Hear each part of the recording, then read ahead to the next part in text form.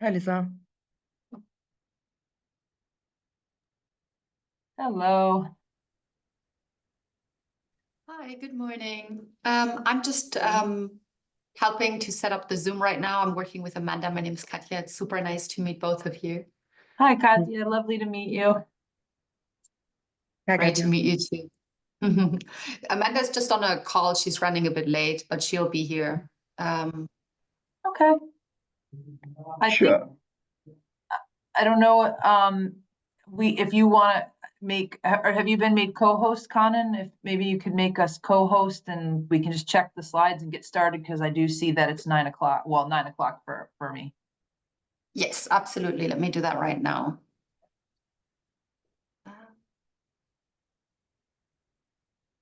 Make co-host. Yes. Okay. Make co-host. Okay, so you should both be co-hosts now and should be able to get started. That's great. And if there's anything you can, I'll accept people from the weight room in a minute, I would say. And then if there is anything that you need, just send me maybe a chat through the private chat message on Zoom. Sounds great. And it looks like all the polls are in place. I think, Conan, you're going to run the polls, right? Oh, you're on mute. Sorry. I'll be running the polls.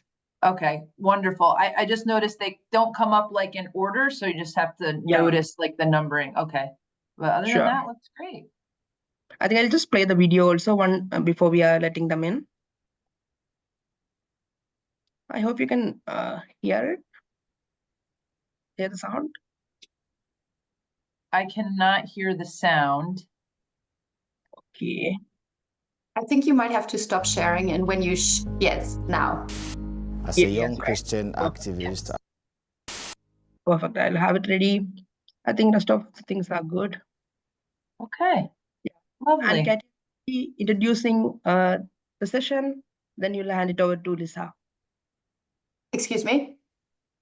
Will you be introducing the session, then will you be handing it over to Lisa, or Amanda will be joining?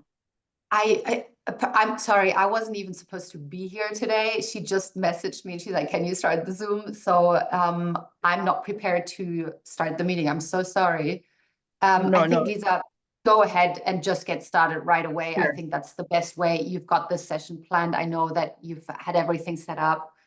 Sure. I will put my camera off, mute me, and then I'll admit everybody from the weight room.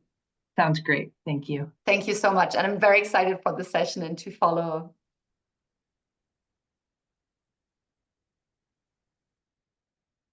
I just noticed we're recording too. I guess so.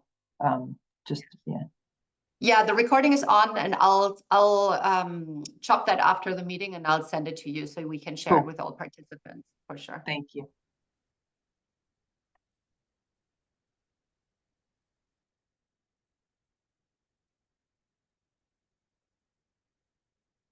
Oh, lovely. We have lots of people joining. Excellent. Lovely. Starting to see some faces. I have quite a few people signing in. Wonderful to have everyone here. I know we're just a few minutes past the start time, but that's all right. We'll just give everybody a second to get settled and jump in, but you are in the right place. You are in Dialogue Skills and Strategies for the World with Generation Global. Just give everybody a chance to come in and get settled. See, we got quite a few people. Looks like we have people from all over the world, so it's lovely. Feel free while we're waiting, if you can, to put in the chat maybe your name, where you're from, what part of the world you're from. Feel free to maybe mention if you're working, in a school, like what you're teaching, just so we get an idea of who's here in the room.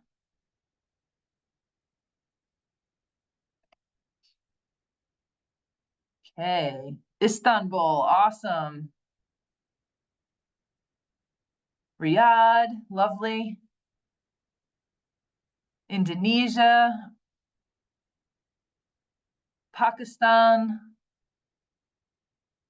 It's great. We have a lot of people from all over the world. Australia, India, Montenegro. Wonderful. Bangladesh, Sri Lanka. Love it. India, this is great. Germany, we have an Italian from Germany. Awesome. Malaysia. Wow. Wow. Abu Dhabi, really, really diverse group. This is wonderful. Great to see everyone here. It's 5 minutes past our starting time, so I'm going to go ahead and get us started. So thank you so much to the Global Schools Network for joining us today. My name is Lisa Petro. I am part of Generation Global. I'll talk a little bit more about who that is and what we do. But before I get started, I'll just ask Conan to go ahead and share our slides and remind everybody, I think Zoom does that for you as well, but that we are recording. So just so you know. Excellent. Okay, great. And I'm calling in from New York. So there's another place in the world to add to this long list of diversity that we have joining us today. And I can't think of a better audience really to come together and have this conversation around dialogue skills and strategies for communicating with the world. So again, we're coming from all different backgrounds, walks of life, but one thing we have in common is that we are educators and that we have a strong belief in giving our students all of the skills and knowledge that they need to really thrive in a global community, to thrive out in the world. And that's what this webinar is really set to do today, is to support you in another skill set that will help your students to develop and really grow global citizenship. So if I could just ask you, Conan, to go to the next slide. As I mentioned, my name is Lisa Petro, and I am the Education and Quality Lead for Generation Global. We are an education program with the Tony Blair Institute for Global Change. And what we do is something very specific. We work with young people ages 13 to 17 to really help them embrace the future. We want to equip them with the knowledge, the skills, and the attitudes that they need to be active and open-minded global citizens. And so by working with students ages 13 to 17, we're also working with the educators that are supporting that age group, that are working in secondary education. And how do we do that? What are some of the ways we do that? Well, the first thing is that we create resources and trainings specifically for educators to teach them how to teach students the skills for intercultural dialogue. Our whole program is really based on creating global citizenship through our ability to communicate with each other. So intercultural dialogue's that main focus, and we work with educators to have the resources and the tools they need to take advantage of intercultural dialogue in the classroom. Some of the specific ways we do that is through creating opportunities for students to learn and develop those skills. One of the most popular ways we do that is through our live video conferences. So very similar to what we're doing today, getting young people in these online spaces to speak with their peers from all over the world about global issues and to use intercultural dialogue skills to do that in a meaningful way. And we also do this in written dialogue spaces. So it's not just about the spoken communication, but also the written communication. And we have a great platform called the Ultimate Dialogue Adventure that young people can join to get into those asynchronous dialogue spaces. So that's just a little bit of what we do, but we've been doing this for quite a long time. And since 2009, we have reached over 600,000 young people around the world in over 40 countries. So we've got a lot of experience, and we're always so excited to include more people from around the world in our global community. So Kanan, if I could just ask you to go to the next slide, thanks. So before we really dive in, I think it's important that we just talk a little bit about what dialogue is. So dialogue is very specifically a method of communication, right? It's a way that we communicate with each other and the world so that we can create a mutual understanding. So that's the pretty obvious sort of idea, right? But dialogue is actually more than just a way to communicate. It's also an instructional strategy for teachers, for educators. It's a tool that can be used to engage learners in the topics that we're teaching about while those learners are developing core skills for communication and really for life. So that's kind of what I would like to explore with you today, is how is a communication method like dialogue, how is that a key instructional strategy for you as an educator? And what can you do with that in your classroom? Kanan, if you wouldn't mind, next slide. Thank you. So before we get into some of the activity, examples of how you can do that, we really need to define what dialogue is and how it's different from other methods of communication that you might use in your classroom. So there's lots of different ways we communicate, and we use them for different reasons. So for example, you might use a discussion in your classroom. Say that you're teaching about climate change in your community, and you want students to problem solve, to come up with a project that will address pollution. You might host a discussion to get students engaged in the problem solving process. And that's a very specific kind of communication. Or maybe at your school, you do the Model UN. Maybe you get students researching different issues around the world, choosing different positions on that issue, and then maybe arguing with one another, those opposing sides, to see those two perspectives. That's very much debate oriented. And there's a time and a place for that, right? But dialogue is different from these other kinds of communication.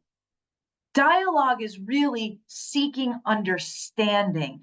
It doesn't have to have an agenda, like to solve a problem or come to an agreement or win an argument. Dialogue is simply just looking to understand ourselves, understand others, and to do it through the lens of a topic. It can be anything, really. Okay, so I'd like to play a little game with everyone to help us really unpack the definition of dialogue. And this game is something that you can do with your students as well. So if you would like to help your students understand dialogue, please take note. All right, so Kanan is going to put a statement up on the screen, and I would like you to think about that statement and decide, is this statement a dialogue? Is it a defining factor of dialogue? Is it a defining factor of a discussion or a defining factor of a debate? Which one is it? And then we'll put a poll up and you can select your answer, so a quiz. So here's our first statement. Talking about an issue to come to a decision. Is this dialogue, discussion, or debate? Talking about an issue to come to a decision. We'll give everybody a few seconds to join it. Nidhi, I think you have your hands up. Did you have a question or something to add? No, actually, I have already posted my answer. Awesome. Great. Thank you. Thank you. So just give everybody a few more seconds. We'll see if we can get just about everyone on here. We're going to move a little quick because we started a few minutes late. I want to make sure we can do all the things we've come to do together. But looks like we have just about everyone talking about an issue to come to a decision. And yeah, great. Thank you. All right, let's have a look at these results. The majority of people, 72%, said that talking about an issue to come to a decision is a discussion. Few people said dialogue, few people said debate. Is anyone in the group, just one person, willing to say what back up what they've answered, why they think it's that? Anybody willing to back it up? Nidhi, did you had your hand up still, or did you want to say what you chose and why you chose that? All right. Good evening, everyone. I have chosen debate because, there are two parties, and then ultimately the whole discussion is projected towards coming to common consensus, maybe a decision. That is why. Great. Thank you so much. So I think you make a good point that sometimes when we have two people arguing different sides, it could be because we're trying to find a middle ground. But that's not always the case with a debate. Oftentimes, if you think about politics, there's no decision being made. It's two people really trying to voice their perspectives and have a stronger point of view than the other, right? So I wouldn't necessarily categorize it as debate. The correct answer here is it's a discussion. We often use discussion as a way to find a middle ground, to come to an agreement or make a decision. Awesome, thank you. I know some people have hands up, and I promise we'll try to hear at least one person for each thing, but we're gonna move a little quick just to keep time. So we'll go to the next one.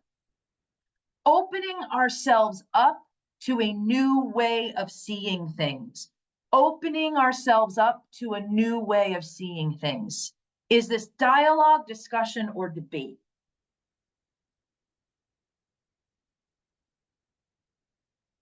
Excellent. Oh, we really got people going for it with this poll. Opening ourselves up to a new way of seeing things. Dialogue, discussion, or debate. We're just about at everyone too, which is great. Just give it a couple more seconds. All right, I think we can show the results there. Thank you, everyone. Great, so we have 90% of people believe this was a dialogue. Anybody, Ruma, I think you have your hand up. Would you be willing to share what you thought? Hi, good evening, everyone. And please excuse me for my bad throat. Practicals are going on in the school, so hence the result. So yeah, why I chose dialogue, because when you are having a dialogue in the class, when you give a topic to the students present their own point of view. So if one student expresses himself, the other students might give some examples or some contrary point of view to explain what he or she feels about it. So through dialogues, you can see, you can understand the point of view of the other person. Excellent. Thank you so much. And I would agree with you. The answer for this would be a dialogue. When we're opening ourselves up to a new way of seeing things, something different than what we might currently believe or understand, we're really engaging in that action of understanding each other. We're opening up, open-mindedness. Perfect, thank you. Let's do another one, Kanan. Listening to understand the feelings, perspectives, and experiences of others. Listening to understand the feelings, perspectives, and experiences of others. Yeah, all right, we got a lot of people going right in there. That's great. I love it. So is this a dialogue, a discussion, or a debate? And we're moving quick on this. This is wonderful. just about there, I think. See if we have a few more people. Maybe got to take a second to think about it. All right. Great. And I think we can go ahead and share results. Thank you, Kanan. So we're kind of all over there. Some dialogue, some discussion, some debate. We're listening to understand the feelings, perspectives, and experiences of others. Let's see. Ghazala, you have your hand up. Could you please tell us what you chose and why?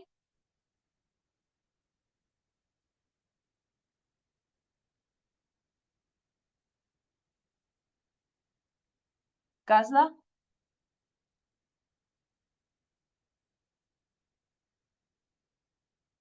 Oh, we can't hear you. I'm not sure. Can you hear me now? Now I can hear you. Yes, please go ahead.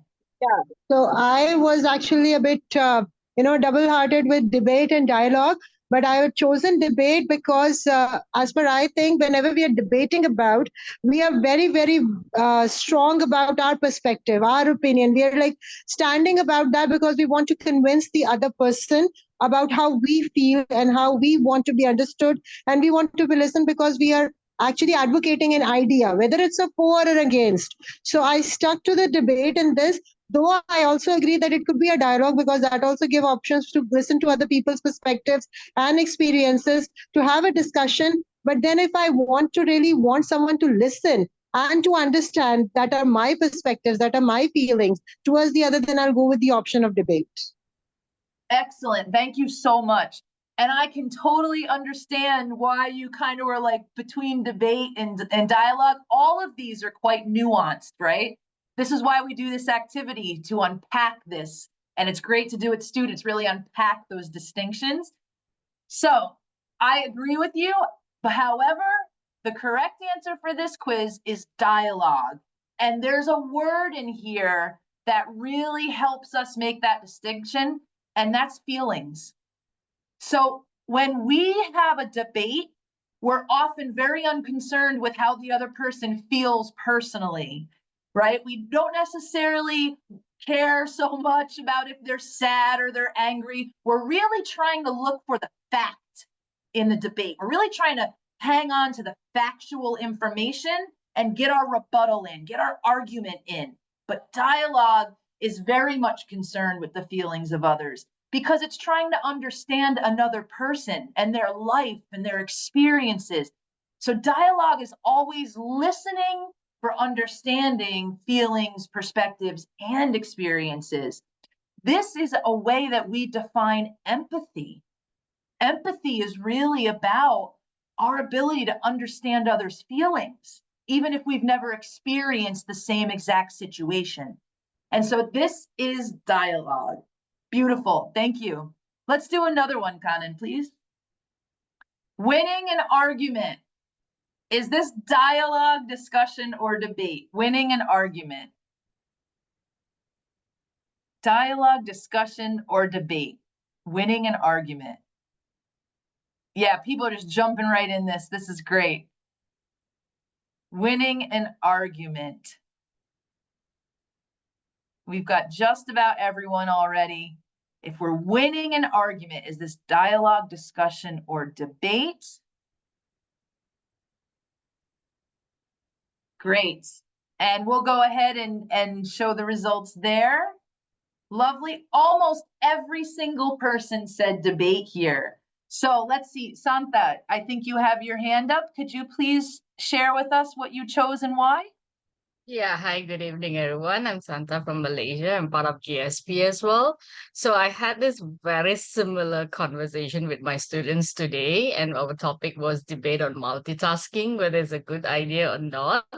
And I did introduce these three words to my students today, and they literally, had a very good debate with me. So my answer would be debate because when debate occurs, it's against two different parties with strong factual information.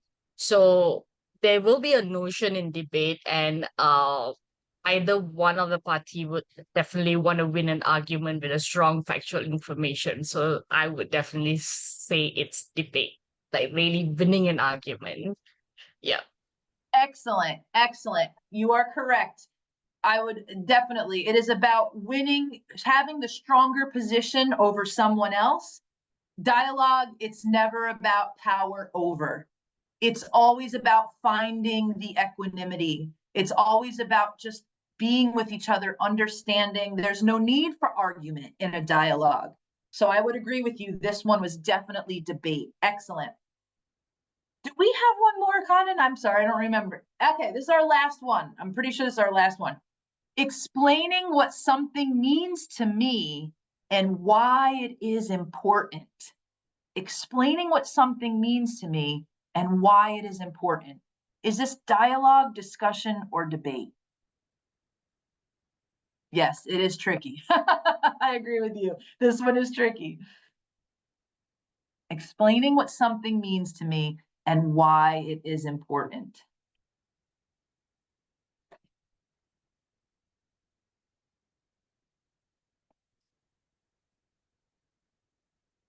All right.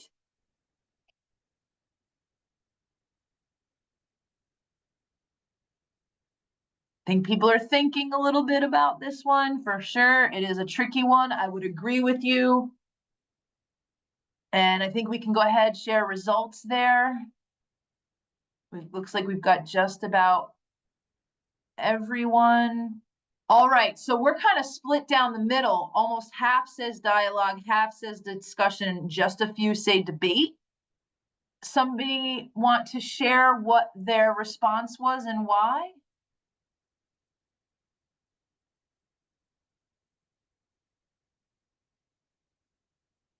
Okay. Oh, Mahima, please go ahead. What did you choose and why? I chose discussion as my answer because I feel that while you have a discussion, it is the time that you are sharing your perspective. You want the other person to understand what your take is about a certain topic.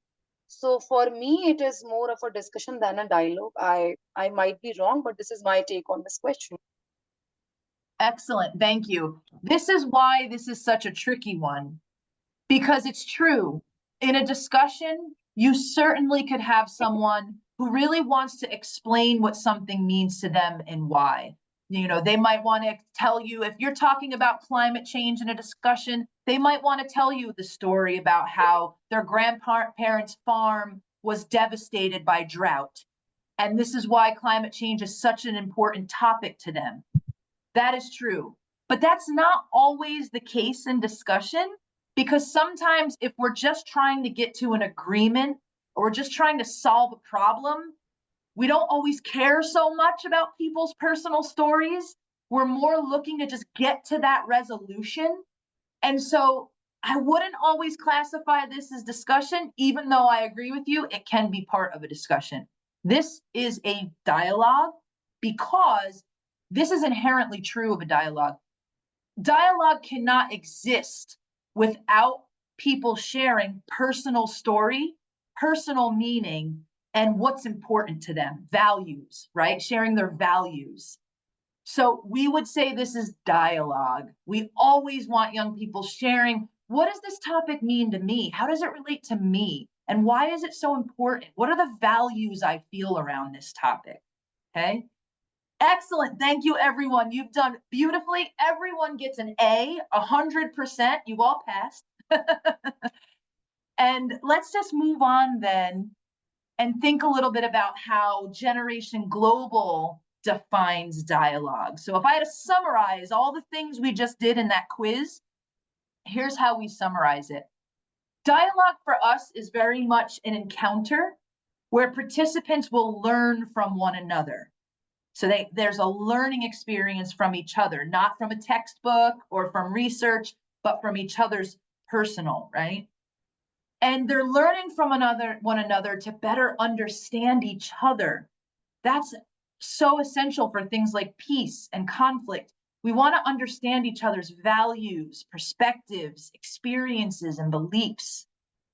Dialogue always aims at making a safe, brave, and inclusive space. So everyone is invited to a dialogue, no matter what their belief is, no matter where they come from. and it's reciprocal. It acknowledges both the similarities and the difference. So it's not just me speaking. I'm sure you have this experience, right? Where you have students who are always the one who are raising their hand. They're always the one talking. And then you've got students that sit back. They don't ever want to speak. Their voice is just as important. It's about me sharing and you sharing, and we're reciprocal. And we're acknowledging that not only are we the same, right? There's some things, maybe we live in the same town, or maybe we're the same gender identity, but we're also different. There's lots of intersections that make us unique. So dialogue is really about learning from each other to understand each other. And that's really the only goal, is that mutual understanding. Okay, next slide, please, Kanan. Thank you. So I just noticed, I think maybe someone isn't doing it intentionally, but by accident, they keep coloring on the sides, where I want to support creativity. So I think that's wonderful. You want to get your creative juices out, that's great. But maybe just if we could pay attention to not obscure it so people can't read it. Okay, so we know what dialogue is now. How about we think a little about why it's so important? And I know you've got lots of reasons and we're going to talk about it, but before we do, I want to share with you a video that really encapsulates the power of dialogue and us teaching these skills at a young age, what that can do in the future. So I'll just ask Kanan to share this video from the U.S. Institute for Peace. Kanan, whenever you're ready, thanks.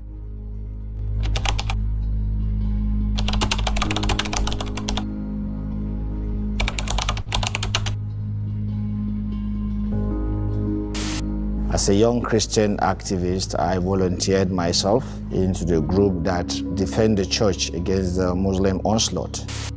Most of us as youth, we went wild for vengeance, and we took a revenge on innocent Christians who are living in our own communities. I lost my hand in some of the activities of protecting the church. This conflict led to me losing my spiritual teacher and two of my cousins. 11th of May 1995 was when we have the first meeting. It was a journalist who brought us together and said to us, "Gentlemen, you can keep Kaduna State together. I want you to talk." It was strange to see Christian and Muslim working together. I wouldn't have wanted to do anything with him other than to fight.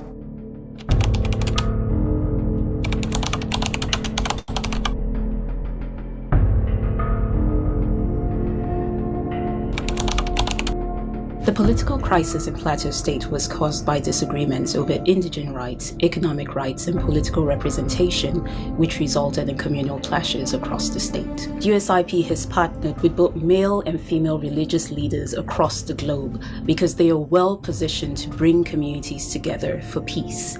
In Nigeria, this is particularly important where religion has been used to ignite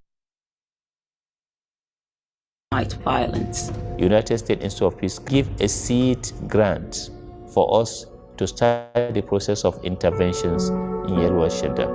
Pastor James Woye and Imam Ashafa founded the Interfaith Mediation Center to build Muslim-Christian collaborations for peace. They brought warring communities together to discuss their grievances in Yelwa Shandam and to chart a way forward. After the mediation process was reached, agreement were reached, peaceful coexistence have continued. Today, 12 years after that interventions, Yelwa Shandam has remained calm and peaceful. Grassroots dialogues like these are important for reducing violence, but we have found that they need to be complemented by changes in governance. We need to replicate ourselves in more imams and more pastors, both young men and young women, community leaders, to carry this banner and go around.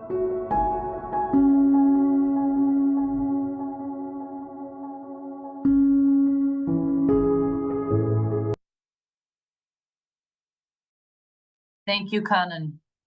Quite a moving and inspiring, agreed, Sanam, quite an inspiring video of the kind of work that can be done. And this requires, we're not born knowing how to do this naturally. There might be some tendencies, but this really requires that we support young people in learning how to dialogue. So Kanan, can we just go to the next slide? So I invite you to share, maybe we can hear from 2 people about why dialogue. Why do you think dialogue is important for your students? Why is it important to bring dialogue into your classroom? Anyone willing to share their thoughts or reflections? Natasha, please. And then we'll go to Ranjana. Yes, good evening. Good evening. So I think that dialogue is very different than conversation, because in a dialogue, people are looking for like a shared understanding of a certain idea. And I think that a dialogue always it's initiating peace. So when I think of a dialogue, I think of something peaceful, where people are trying to come to a certain resolution. It doesn't have to be about a conflict or a fight or anything or violence. It just has to be like a certain agreement where people meet, let's say, ends meet at a certain point, and everyone is okay and open-minded about the issue or the topic. Yes, absolutely. You're absolutely right. It doesn't have to push anything. It's really a way in which we can grow and be better humans and be open-minded with one another. Absolutely. Ranjana, please. And I apologize if I'm mispronouncing anyone's name, please correct me. Thank you. Hi, hello everyone. I'm Ranjana from Guwahati, Assam. Actually, I feel dialogue is very important part of any classroom, because once if the dialogue is there, then not only the students will know each other better, but even the teacher will also know the student better, what their perspective is, what their family background, what they are dealing with, because nowadays we know that sometimes the student may have something at home. So the dialogue will also help us to have to create a friendly environment in the class, and it will also develop the empathy among the children, because it will definitely when the empathy is built, it will also have a open conversation and they will know each other better. So in that way, they will be able to create a strong bond among each other, as well as with the teacher as well. Because sometimes if the dialogue is not there, dialogue is missing in the class, the student may not open up to the teacher. They may open up to a particular group of students whom they are close, but not to everyone. So dialogue in that way, I feel it's very important part of any classroom. Thank you. Yes, and that's beautiful. I love what you're pointing to. It's a way to give young people healthy relationship building skills. And that starts in, that's happening in the classroom with our students and teachers, with each other. I agree with you. It gives a lot of opportunity to really be ourselves, to help young people bring themselves. I'm going to ask if Oyegoga can speak. Next, I just want to be mindful of people who haven't had an opportunity to share. So Oyegoga, can you please open up? Thank you. Hello, thank you very much, my dear sister, for giving me the floor. My name is Onu Oyegoga John, speaking from North Central Nigeria. I believe that dialogue in a classroom environment will help, just like the last 2 speakers said, will help to nurture in the minds of learners feelings of compassion and empathy. So these are 2 qualities that they can build upon. And it's like preparing them for maybe going to the stage of discussions whenever problems do arise. So maybe amongst themselves, maybe issues revolving from different opinions about how they should collaborate on group projects and so on. So it's more like helping them to know how to establish common grounds after understanding, listening and understanding the perspectives of their colleagues. So I think dialogue is like a key that ignites, that opens up the doors to effective discussions and collaboration in the classroom environment. Thank you. Beautiful. I love you mentioned two things there, and you talked about listening and you talked about empathy, and these are really important parts of the skills young people need. So I know we have other hands, and I'm so excited that we're all passionate about this, but for the sake of time, I'm just going to move forward. We will have a couple more opportunities to speak, so just hang tight.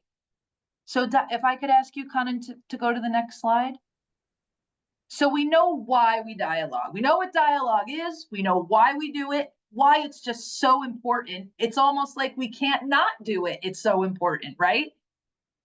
How do we get kids dialoguing? How do we give them those opportunities?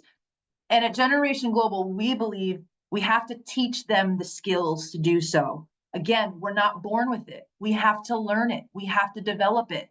We're not going to have one conversation all of a sudden be great at, caring for one another or understanding one another. We have to practice.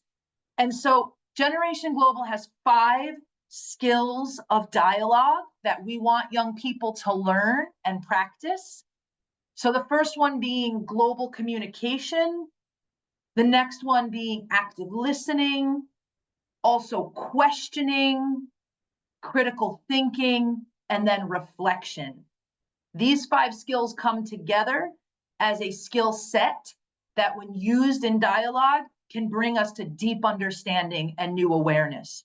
Let's have a look at those a little closer. We can go to the next slide. So just so you understand very practically what those skills look like. Global communication is our external communication with the world. So that's very much about our ability to share about ourselves, tell our personal stories, tell people what our values are, our beliefs are, talk about who we are, our experiences in life.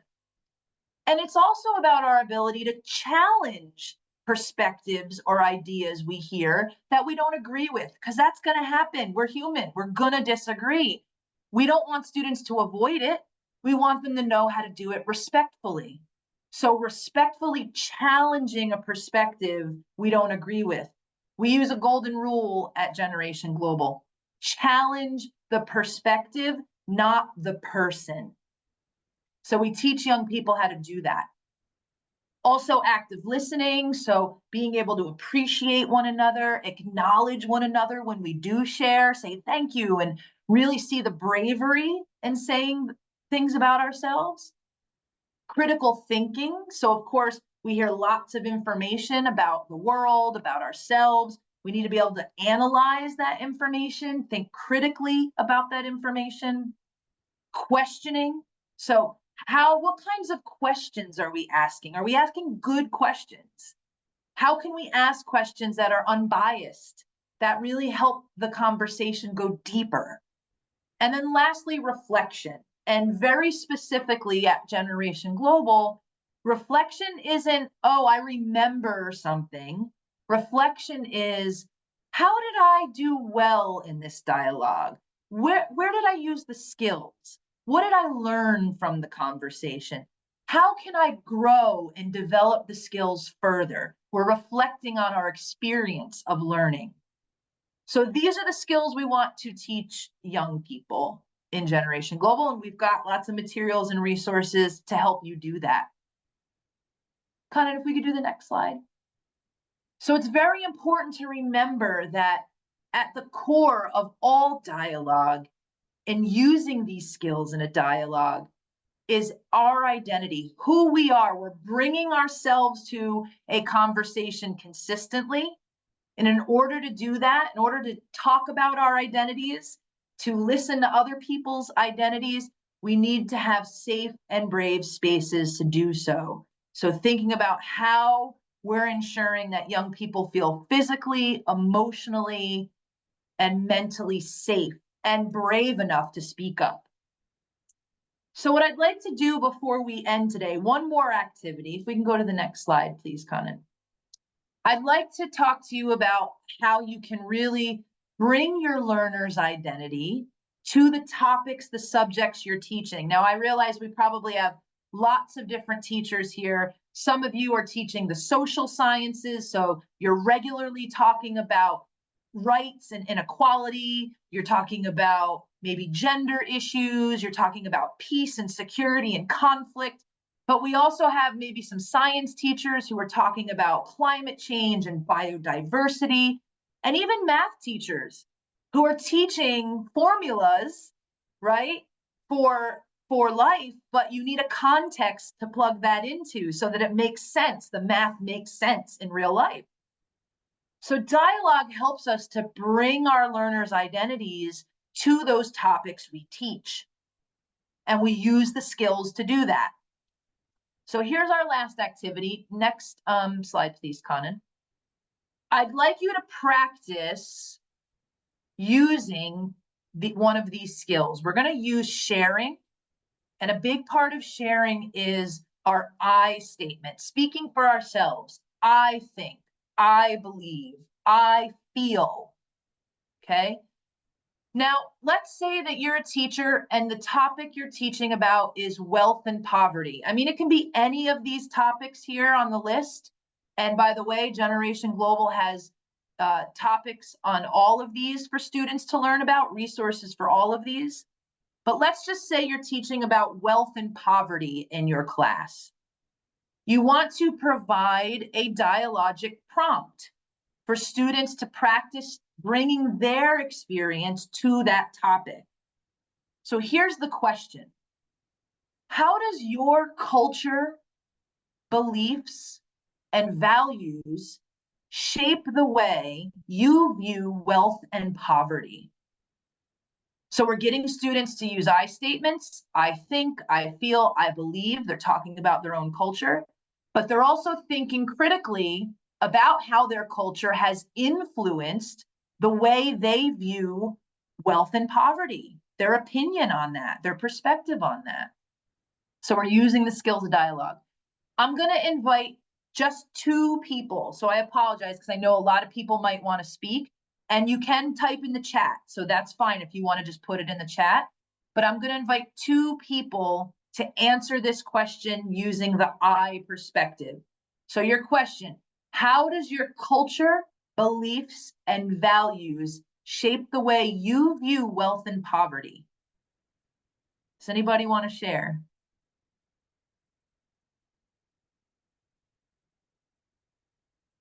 Okay, we have 2 people that I know have already spoken, but if nobody else is gonna go, then we'll just go with these 2 people. Oh, wait, we have a couple people that have spoken, great.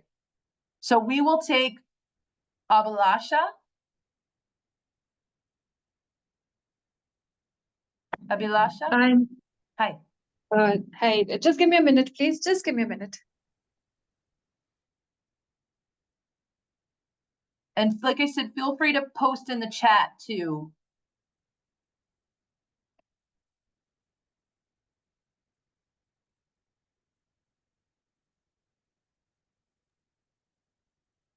Sorry, was just organizing myself. I will put go my ahead. hand down first. So the dialogue is, how does your culture, belief, and values shape the way you view wealth and poverty? So, in India, being a very large nation and also a developing country, we have disparity in way the wealth is I would like to use the word distributed, or how the difference between the wealthy and the poor, and there is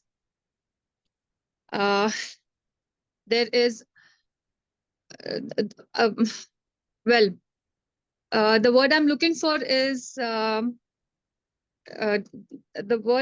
for is unbalanced sharing of resources, And we've got from people being very wealthy to people being very poor. India is basically an agricultural economy. And we have a large majority of the country population that lives in the villages. Now, in the villages also, there are people. India is also divided by the caste system. So, because of the historical nature of how our culture looks at people from different race and caste and community, there is a disparity in the distribution of wealth in the country.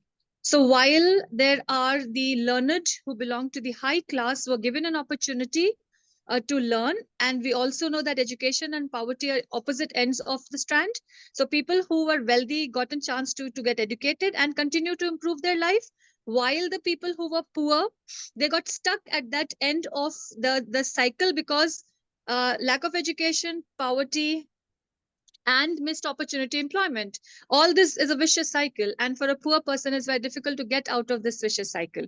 So in that manner, the poor in the country continue to get stuck in that cycle of unemployment, uneducation, and poverty. And then there are people who are wealthy who continue to better their lives, and they keep getting these opportunities, and there are very few who would go back to the community and give back to the community what the community has given to them. So in that manner, the disparity between the wealthy and the poor is large. The world itself is divided. We have the global north and the global south, which do see this disparity in itself. But at the same time, in my own country, we see that due to government policies, due to the nature of the way our culture historically has been, according to the way the religion looks at, or religion has, it's by its own faith and its own way of following certain norms of society.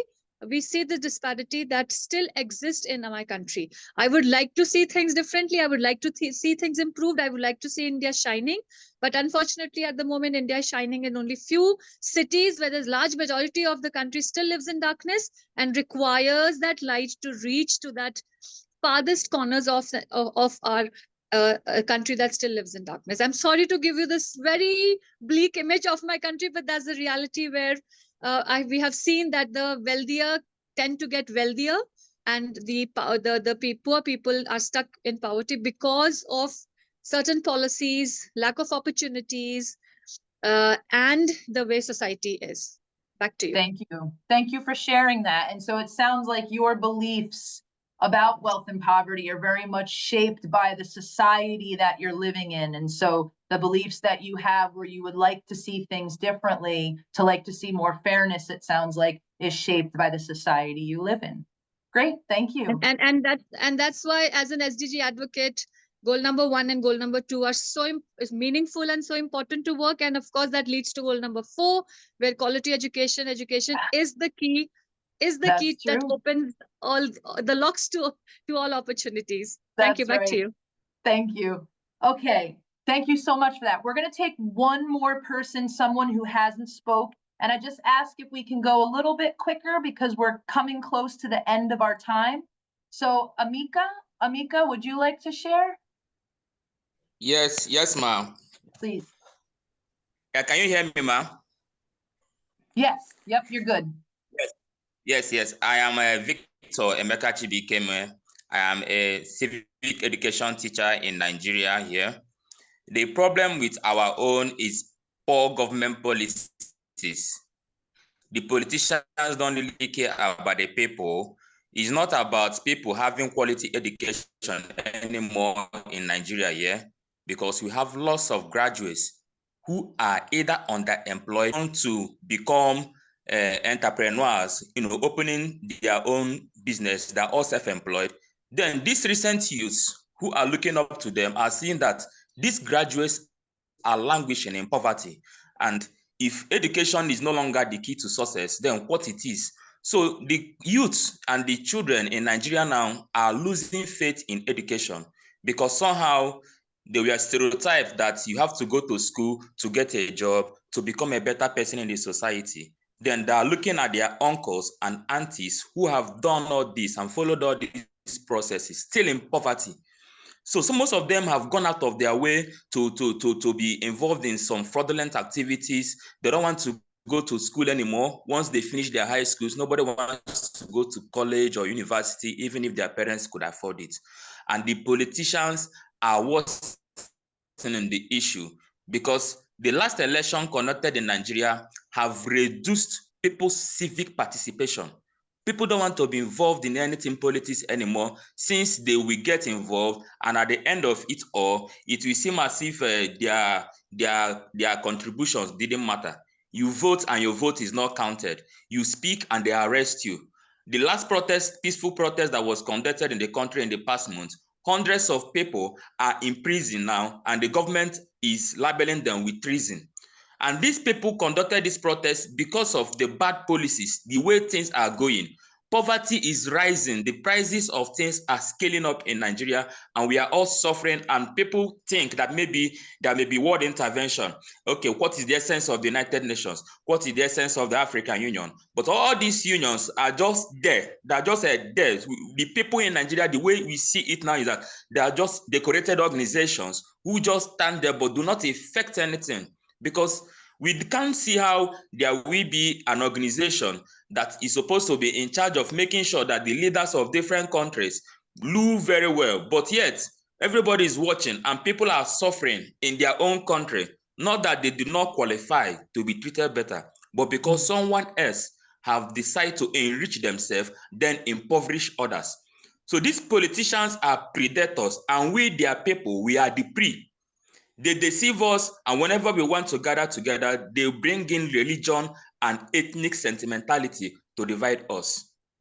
So these things are affecting us in many ways.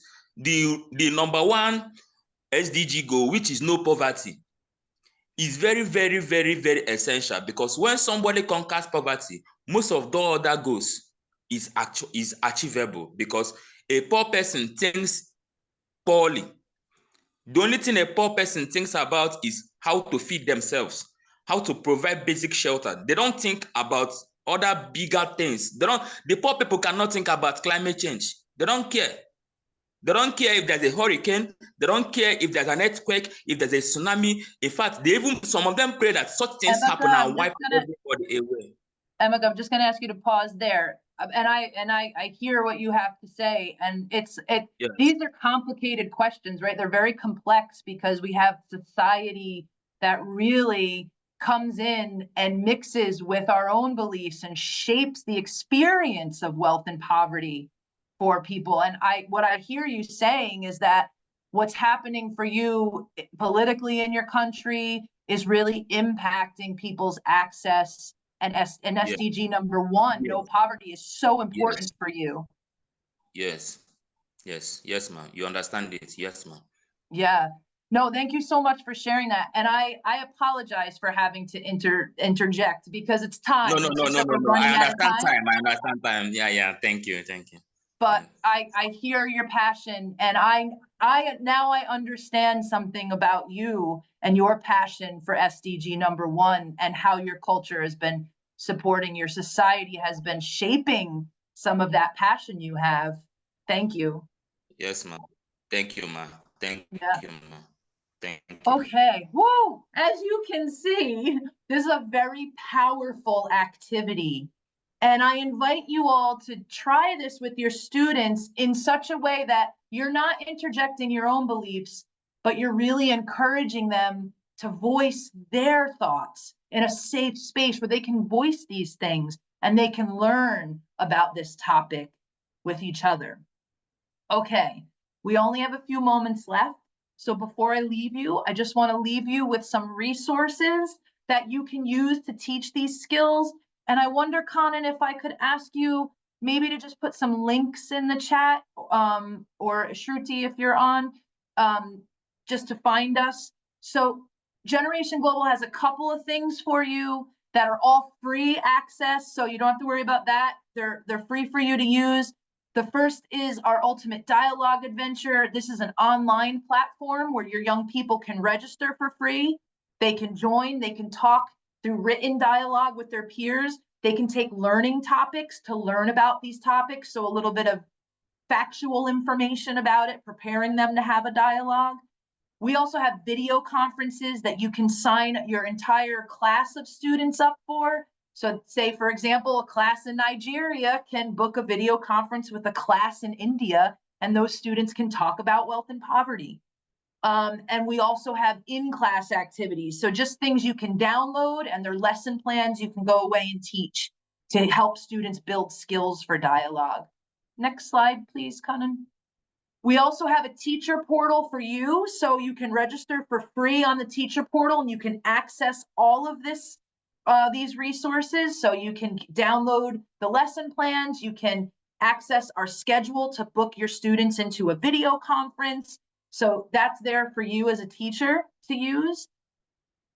And we can put the link in the chat. Yep, we just dropped the link in the chat for the teacher portal. And then the last thing I'll leave you with, the last slide, is our Introduction to Dialogue course online. This is, if we can just go to the next slide, Kanan, sorry. This is a free course. It will teach you, it's self-paced, it's online, you do it at your own pace.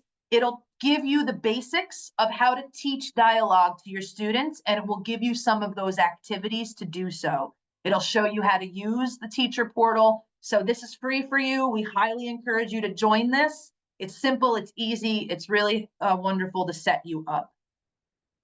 So that is it for us. I think we have one more poll, very quick, before we leave. If you wouldn't mind answering, what are your next steps? Now that we've had this training, this webinar together, what do you do next? So if we can launch that poll, and maybe you can choose what you think you'll do next. Maybe you'll plan how you can use dialogue, or maybe you'll download some of our teaching materials. Maybe you'll take the introduction course for yourself, or maybe you'll get your students on our Ultimate Dialogue adventure. But please just let us know what you would do next. And as you're answering that survey, I will just say thank you so much. You have been an amazing group. You are so interactive, and you have so many brilliant things to share. And I feel like I've learned so much about you in a short period of time. We've discussed some really interesting topics about the power of dialogue, about, why dialogue is so important, how the skills can be used in class. And of course, I've learned some pretty personal things too about how society, for some of you, has shaped your views on wealth and poverty. So thank you for being brave and sharing and participating. I hope to see you on the platform and using the materials. So I'll go ahead and I'll stop there. Thank you so much, everyone. If you have questions, I think perhaps you can, if you leave them in the chat, we can gather them from the chat text. Or perhaps we can via email on our site. We're happy to answer any questions you have as well. Thank you, everyone. Hi, Lisa. I just want to say a big thank you from the Global Schools team as well. Thank you so much for facilitating this session for us. We're very excited to have Generation Global, deliver this session to the educators as part of the Global Schools community, as well as the Ages of Globalization learning community. So everyone that registered, hopefully we can send a follow-up email with the resources, so you all have that in your inboxes. And please feel free to also sign up for our Global Schools newsletter to get information about further sessions, and we'll send the recording there as well. So once again, thank you so much, Lisa and Kanan and the whole Generation Global team. Thank you, Amanda. Thank you. All right. Thanks. We hope everyone has a great day.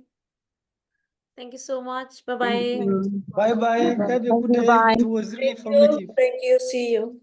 Bye, everyone. Thank you.